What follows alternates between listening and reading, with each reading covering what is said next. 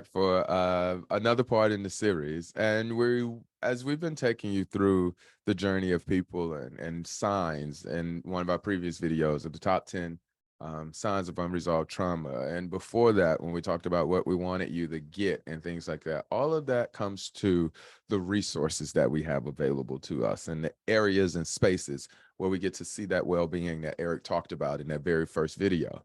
So today we're going to be talking about resources. But before we get into the resources and what they are and where they are available, I thought it'd be pretty cool if we could just go through for a minute, Eric, and you talk through what you were looking for in the resources when you were at when the height of your traumatic experience was at its most intense. What were you looking for? And I think it'll be important because there's a few things we can do that makes those people in trauma feel more inviting and open up quicker to assistance and help, because they are wounded and they do feel like they are having to protect themselves at all costs on all sides. So what are some of the things that people who do provide resources could do to help, coddle, in a sense, some of that fear-based thinking so they can get the help they need? Thanks for mentioning. And from my perspective, what I wanted is I wanted a new experience in life. And while I can't say that the resources gave that to me, they gave me an opportunity to see things differently, to see that people were doing the best they could to assist individuals who had traumatic experiences, whether they be sexual abuse or domestic violence. And it was earlier this year that I wrote a letter to the governor of the state of California because in October 2019, their legislative council approved Assembly Bill number 218, which is the California Child Victims Act, which gives survivors of childhood sexual abuse a chance at justice and healing that has been denied to them. That means that actually there are statistical data that shows that with such severe abuse in childhood, it isn't usually until 50 years later that they're finally putting the pieces together.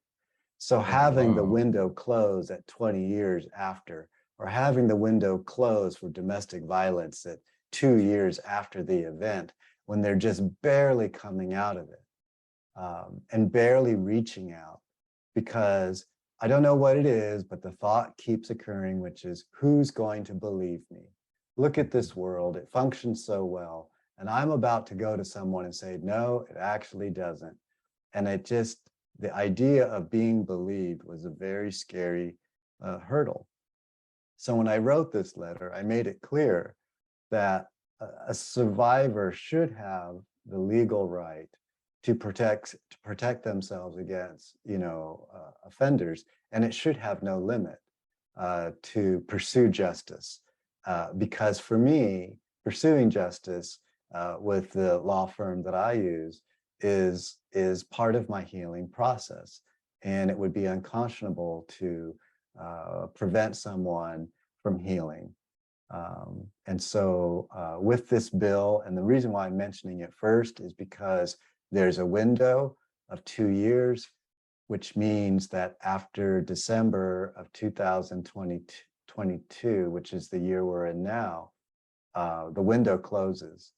And so a person will not have the ability to utilize the Bill 218, the California Child Victims Act. So if anyone feels that they want to address this, even if they haven't been able to articulate, there are legal assistants that will believe you and help you move your case forward as far as possible. Should a person want to pursue that kind of justice for healing? I like that. Yeah. Oh, go ahead. I want No, to jump that's on that. about it. I just wanted to mention that. I don't want to dwell on it at all, but I mean, anyone can reach out, and I would be happy to share my process. I even have a couple of videos by the law firm, and maybe there's a way that we could send a link to some of your viewing audience to show them what they're up Yeah, I to. think we can probably even attach it to the series. Yeah, just Sure. for them to see a support material because we have the links for them. I think that'll be cool for them to see those videos. But But there's never a how about time where a time person's going to be frame? ready. You know, it's just kind of, for me, it was seeing a website and seeing how this clergy had sexually abused other boys. And it hit me so hard. It was like, I cannot let this continue happening. I cannot. I've got to reach out. So that was a turning point for me. Okay. And so for those coming into that same field where they feel like whether ready or not, but they need to at least have the opportunity to hold those accountable who had harmed them, they must act, as you said, is that before December of 2022? Right. I believe December is the last month of this year, 2022, for them to find a legal advocate and to move their case forward, because in 2023, the umbrella goes away and Okay. And that's starts to Assembly rain and hail Bill again. number 218, correct? Assembly Bill number 218, the California Child Victims Act. Is that correct? Yes. Perfect. We will have those links with the program as well. So that's a great resource for those to use, mainly because of one thing you said and Eric mentioned, being believed. We really, really, really want to ensure that we are meeting all of these traumatic experiences with clear consciousness, right? With awareness that someone feeling as if they're not being heard or feeling like they're being someone believing that they're lying alters the way in which some of us communicate.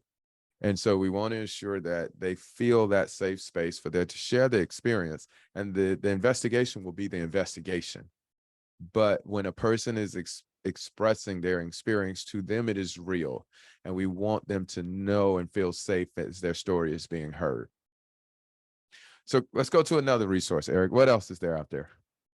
Well, I was able to find this resource online as well, which is the California Partnership to End Domestic Violence. It's C, Charlie, P, Paul, E, Edward, D, Divine, V, Victor.org.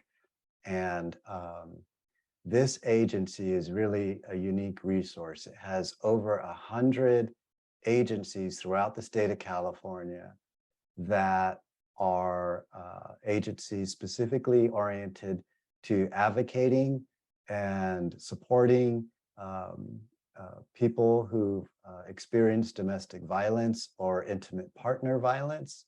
And as we know, it's usually women. And but there are resources, basic resources, clothing.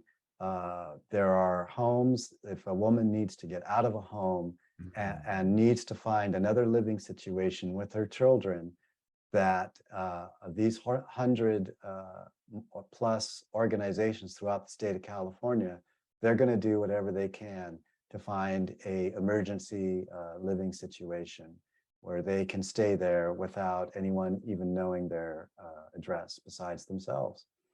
So this is just one of the many things.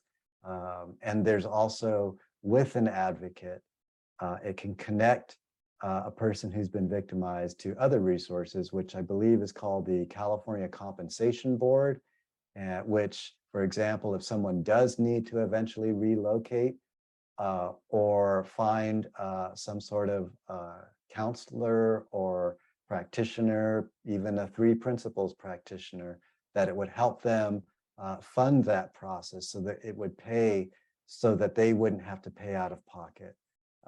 And then the last piece I want to mention, which is the Safe at Home program, which keeps even the new address, it keeps it from being public, and the state can provide an address that's kept private. Thank you for all of that. So those are state funded, government funded programs that are there for you, resources that are available for you. I want to make mention one in which I hold near and dear to my heart, and that's the 3PGC Global Community. We have a registered practitioner list. Our practitioners have experience helping others who've had these type of traumatic things happen in their life. So that is 3pgc.org, registered practitioners. Some of them have it highlighted with the specifics in which they dealt with, but those practitioners are very good at helping others see through their suffering. It So really those were, doesn't matter which practitioner you choose, as far as a three principles practitioner. You just got to open up to them and let them know what's going on, because it's a collective, it's a community. And if there's someone that they want to be referred to, there's referrals globally. yeah, I love that. So the biggest resource that we want to say that we have that's available to you is a community of resources that are available to you. So thank you so much for joining us for this entire series. There are more videos, but they will keep coming. But again, thank you for this one on us talking about resources.